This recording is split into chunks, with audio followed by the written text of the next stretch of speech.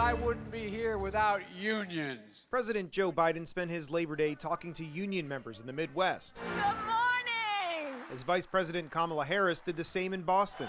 But as we commemorate this Labor Day, a look at the numbers will show that union membership is not what it used to be. So let's verify. How much has union membership dropped over the last few decades? Our sources are the Bureau of Labor Statistics, as well as two labor experts. And the best data comes from the Bureau of Labor Statistics, which released this report back in January. It shows that in 2021, there were about 14 million workers who belonged to a union, which puts the membership rate at 10.3%. Compare that to 1983, which according to BLS is the first year we have comparable data. Back then, the membership rate was 20.1%. In the post-war period in the 50s, about 1/3 of all workers were organized into unions, and in manufacturing was close to 100%.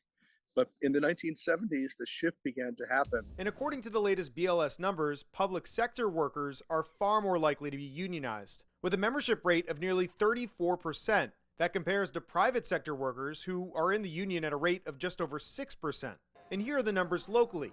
The union membership rate is 8.9% in the district, 11% in Maryland, 4.8% in Virginia, and 9.6% in West Virginia. If you think geographically, it's had trouble going into the South and the Southwest with some exceptions. All this as unions have scored some big wins lately. The Associated Press reporting over 200 Starbucks locations have voted to unionize, as did an Amazon warehouse in New York. But the big question our experts have is whether this trend will continue. And you hear workers say this over and over. Well, if they did it at Amazon or if they did it at Starbucks, why can't we do it where we work?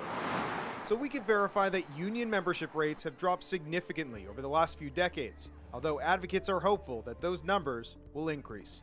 With your Verify, I'm Evan Koslof.